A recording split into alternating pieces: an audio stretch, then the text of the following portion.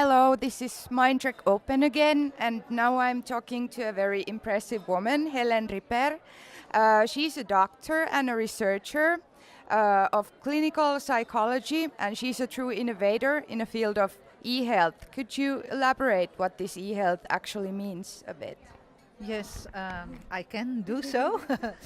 Actually, my domain of expertise is e-mental health, so that's the smart use of information and communication technologies for people with psychological disorders. And we really think that by applying smart ICT, we could increase access to mental health care, because not all people worldwide or even in Finland or the Netherlands, where I am from, do have such an access.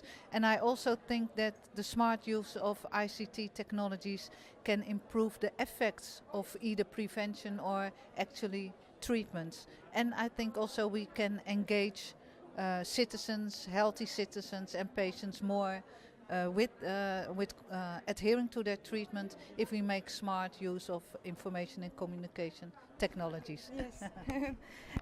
You are also the president of International Society on Internet Interventions, was that right? Yeah. That sounds really fancy. Is it basically fighting addiction with the new technologies, or what is it about? Yeah, it's actually it's probably the only time in my life that I am a president, but I am.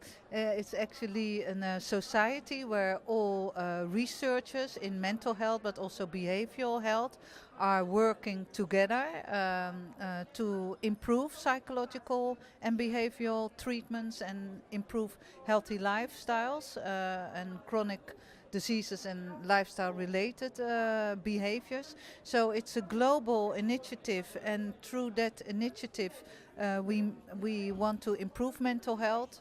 We come together every year in a large scale conference. The previous conference has just been in Valencia. It was very exciting, and researchers from all over the world, but also from many different disciplines, not only clinical psychology, but behavioral medicine, information and computer specialists. So it's really multidisciplinary collaboration to improve mental health and mental health service deliveries.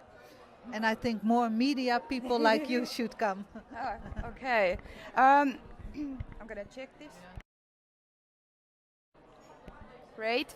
Because it's also about battling addiction, right? Have you heard about like the reputation us Finnish have on like excessive alcohol use, and have you talked to any like professionals here on collaborating with problems? We have a lot.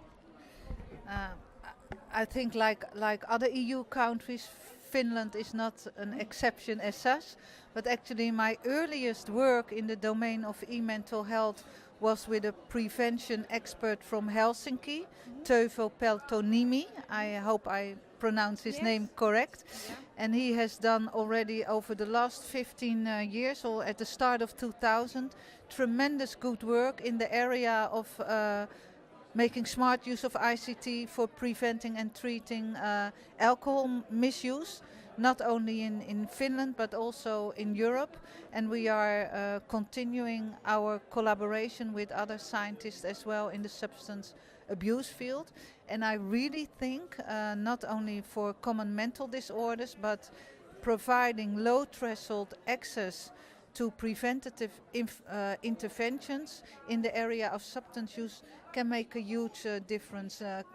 Clinical studies show that, and we also know that we can approach young people who most of the time are binge drinkers, so they drink too much but during parties or over the weekend, so they need other treatments or interventions than adults who drink every day too much, so to say.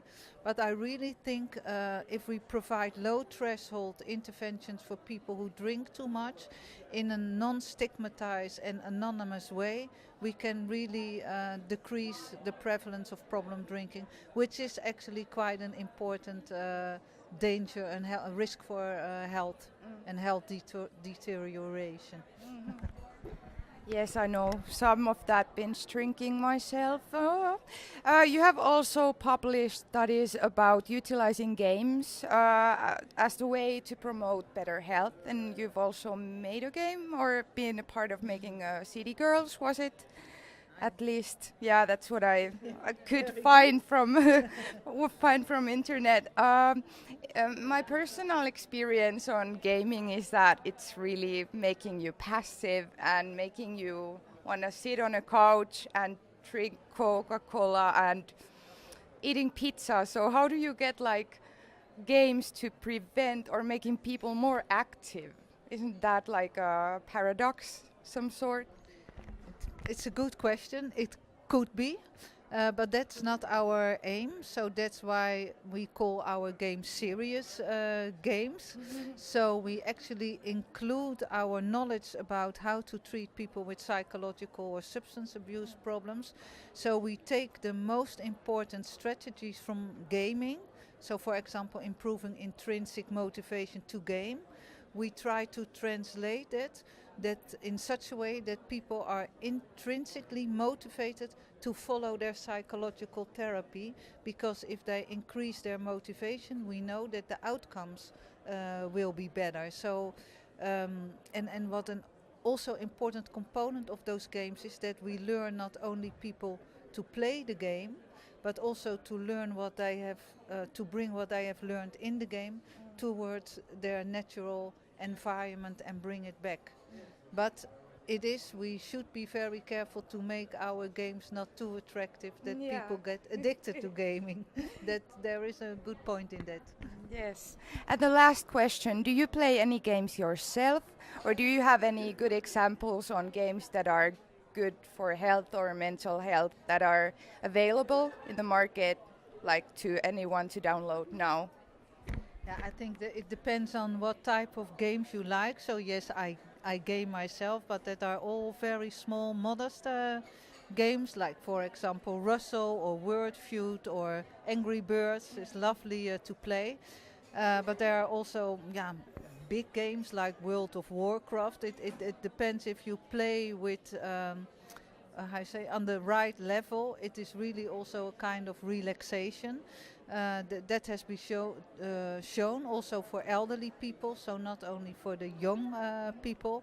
And I think really we can learn something from what it is to game. Want gaming also, if you do it in a good way, it's also enjoying life. So I think we much more should look at the gaming, how you say, the development, not only in serious gaming but also in entertainment games, and to see what we can learn from that. But there is a wealth. I think you can play so many games depending on your likes.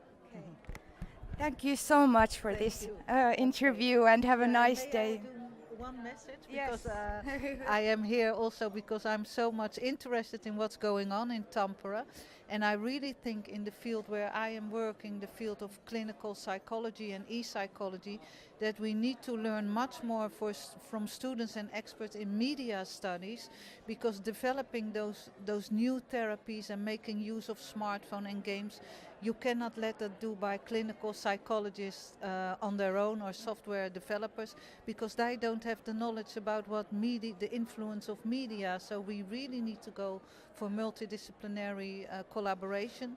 And in a way, the future is in hands like students like you and you to contribute to improve mental health care delivery.